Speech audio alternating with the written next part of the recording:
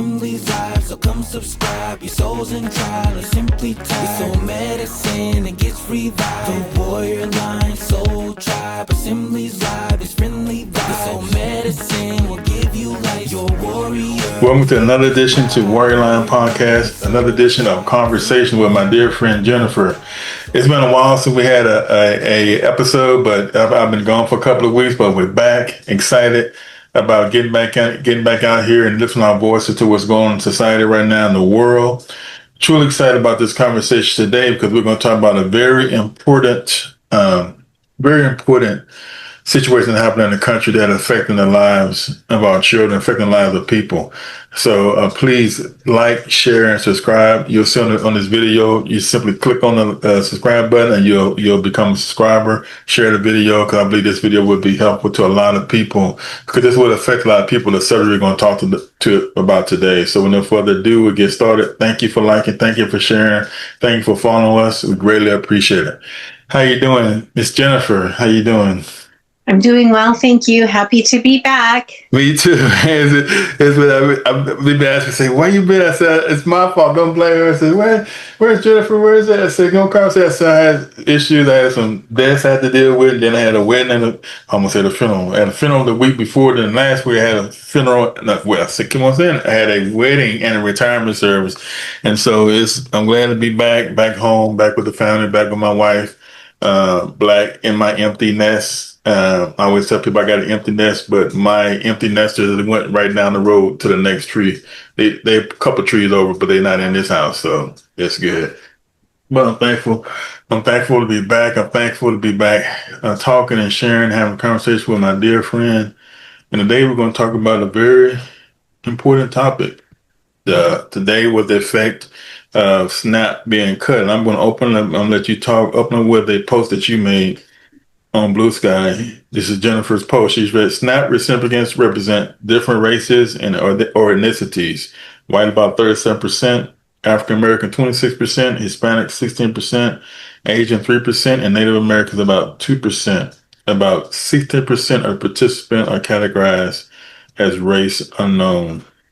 And so just from the USDA provides a picture of who's gonna be affected by these benefits that's lost with this SNAP and cutting SNAP. So yeah, it's out there. And what I always tell people, is a lot of times, most times when you talk about benefits, particularly, Medicaid, SNAP, welfare, things like that, it generally always has a black face, but it's always a bigger white face that hides behind these benefits. So there's a lot of propaganda going on, but I really appreciate that post because it's hitting the day. It's hitting the day, Jennifer. These SNAP benefits cut. The current administration is in office thanks to a large percentage of white voters. And why this matters is when we consider that, and I'm being objective about it, so I don't want to, name call or anything. If we look at it objectively, the people who voted for the current administration, the most dominant race was white. Right. When we look at the percentage of beneficiaries of SNAP recipients, it's 37%, which is the leading percentage of hungry, eligible families for the Supplemental Nutrition Assistance Program. That's what SNAP is. It's supposed to supplement your food shortage in your home. This is a case of people voting against their own interests. And I think it's important that we look at it through that lens and not the artificial racist trope, welfare queen, black people can't afford food, because that's not reality. The best way to solve a problem is to approach it honestly. So where do we go from here? You have hungry children in schools. Red state governors were vehemently opposed to providing free lunches to children who are mandated by the government to be in attendance in schools all day.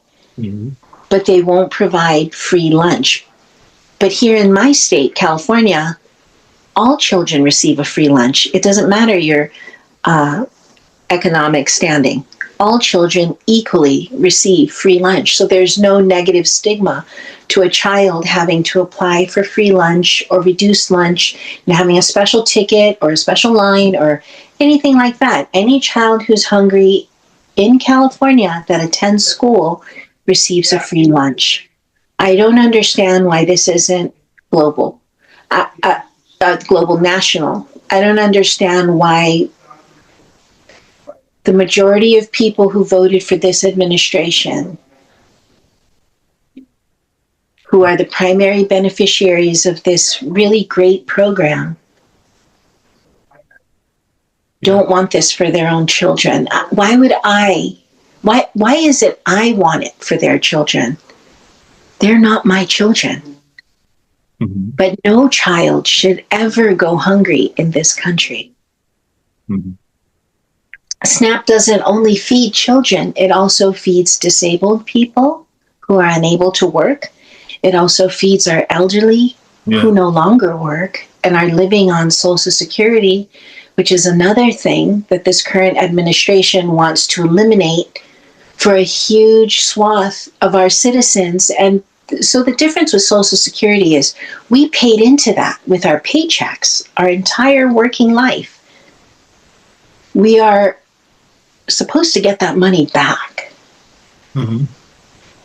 But back to SNAP, there are income thresholds in order for you to qualify to receive SNAP. The government has a poverty line. The poverty line, of course, is very low, which I think speaks to how nefarious wealth in this country really is. How do you have working poor? And how do you have people in a country where we're starving our own children? And the majority of recipients of these programs that put healthy, nutritious food on their table are white. They voted for this. It adversely affects everyone because a hungry child in a classroom is a disruptive child. And that's a child who can't learn. That's a child who's going to prison. None of us want that, right? We want an intelligent, productive society. We want every child to have every resource and every opportunity available to them so that they can succeed because it brings our society up.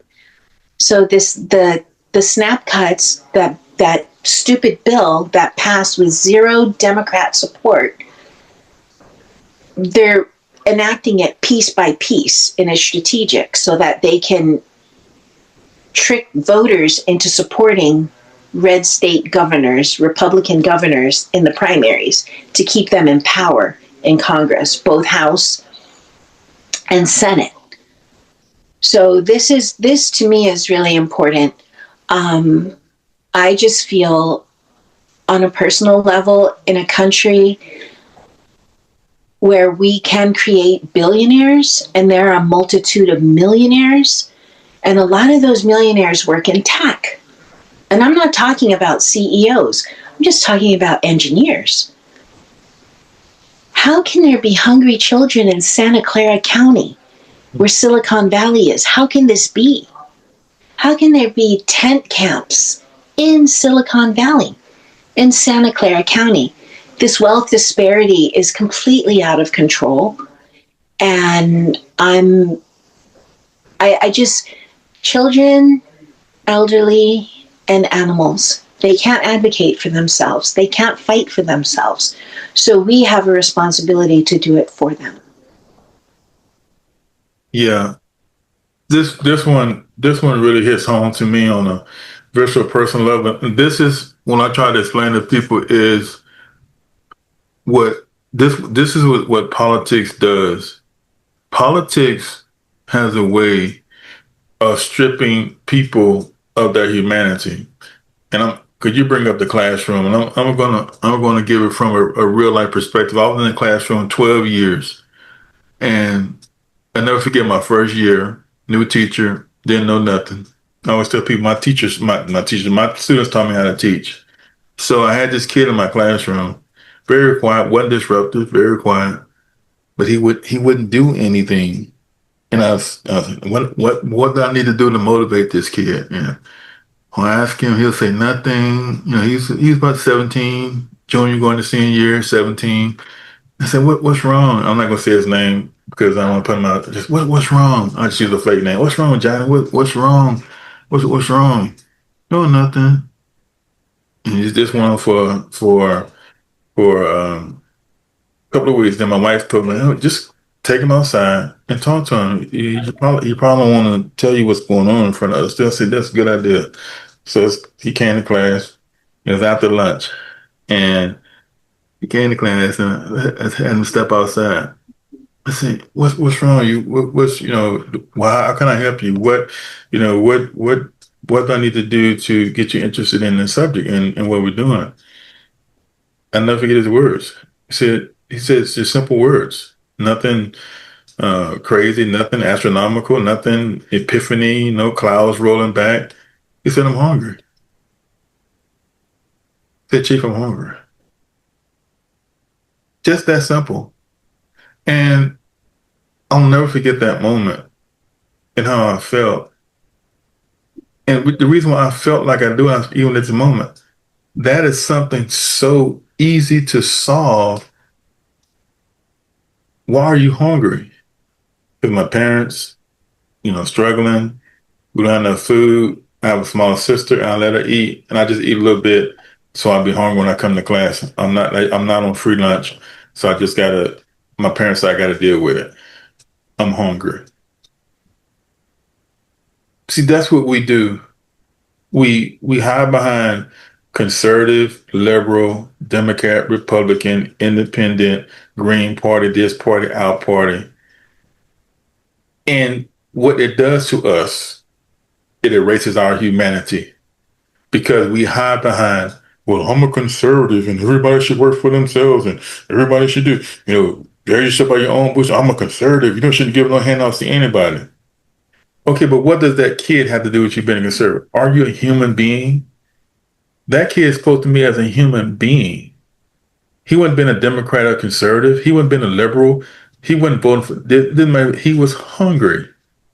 He just needed food. Who don't? Who can argue with him? Who can disagree with him? Who could be mad at him? He wasn't trying to win a debate or make a bigger point than you. Chief, I'm hungry. And we live in a country that wants to call itself great, wants to sum up, and kids are starving, as you just eloquently said, with billionaires running around here. It's not we don't want to, we don't care because the people don't mean to us because we stripped ourselves of our humanity. And now what that bill was about, when politics, I will go to my grave. My mom told me this. She said, one of the last words she spoke to me, she said, Aaron, always be human. Aaron, always be a human being first. So I made sure that child, I said, if I got to pay for it, I don't care what the school says.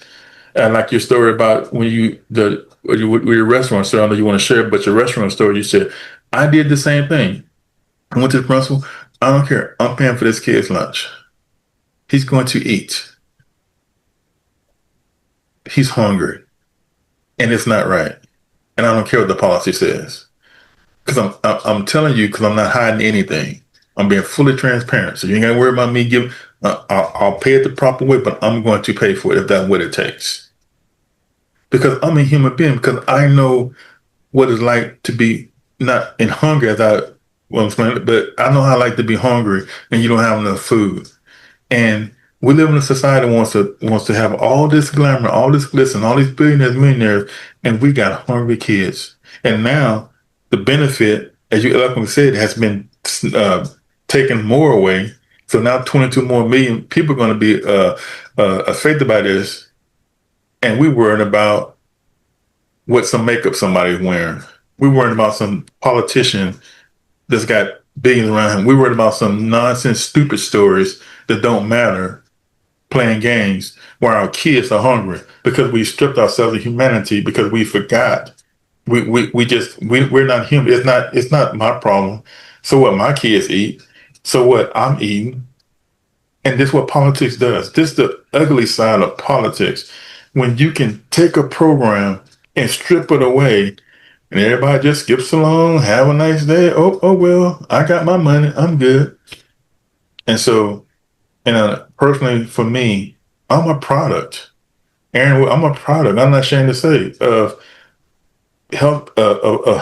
My mom was going through struggles. My dad separated from my dad, and we had to have help. I remember the boxes. I remember the cheese. I remember getting food stamps when they were food stamps. Actually, food stamps, not this cars. It was actually the stamp. I remember. I'm not ashamed to say I ate because of government help. It helped me and my family. I wouldn't be here if it wasn't for government help. Am I a bad person? Have I given back to the society? Am I a terrible person? I've served this country for 20 years. My wife served with me for 20 years. My daughter served this country. I'm not a bad person. I didn't become a thug. I didn't become this and that because when I was a child and couldn't work an income. I came on all right. I served this country. I put my life on the line for the country. So why is feeding kids a political issue?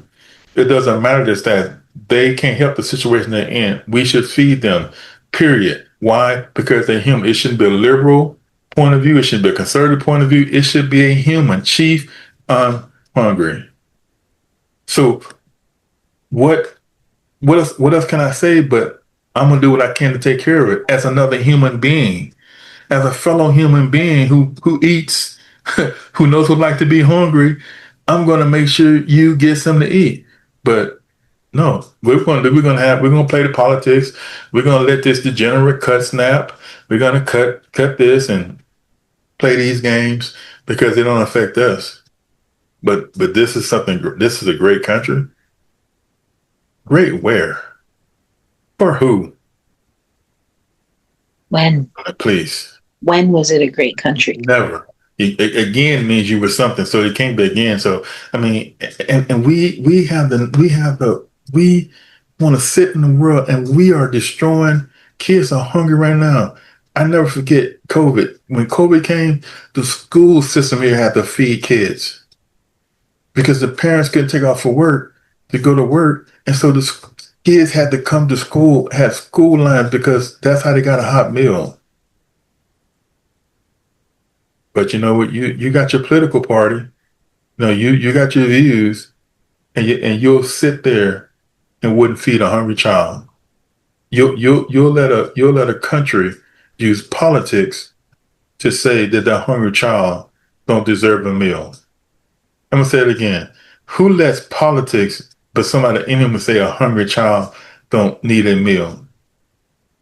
Who lets politics say a baby don't need a bottle of milk? What are we talking about? As I said, you erase your humanity and you put all your energy in nonsense, worrying about nonsense instead of lives.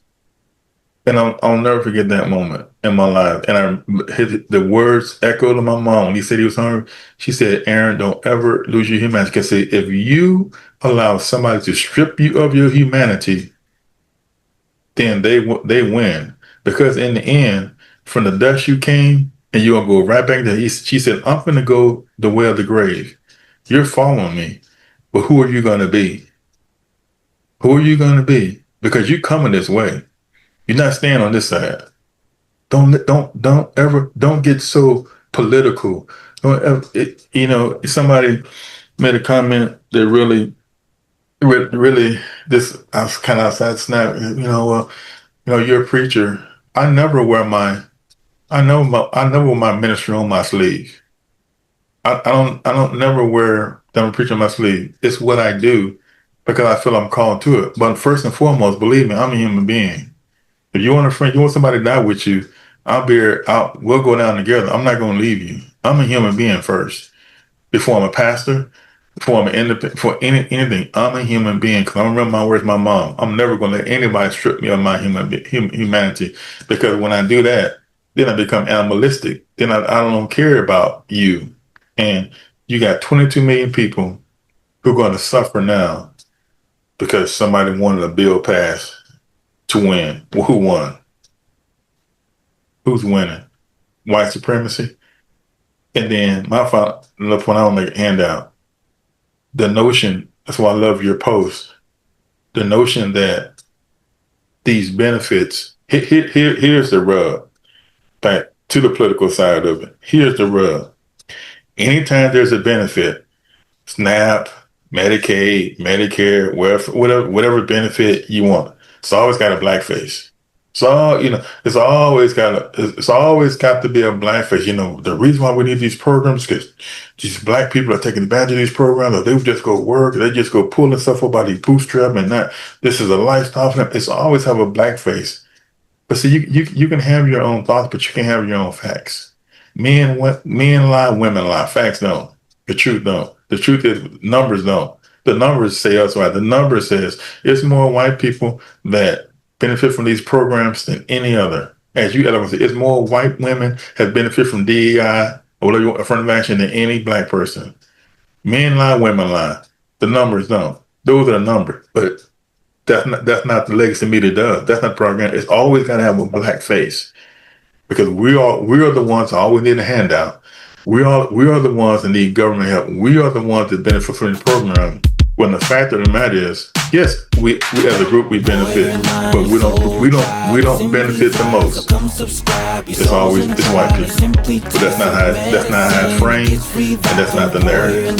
Soul tribe, assemblies vibe, it's friendly vibe. So medicine will give you life. You're a warrior, let's get this right. Warrior line, soul tribe, assemblies vibe. So come subscribe, your souls in tribe.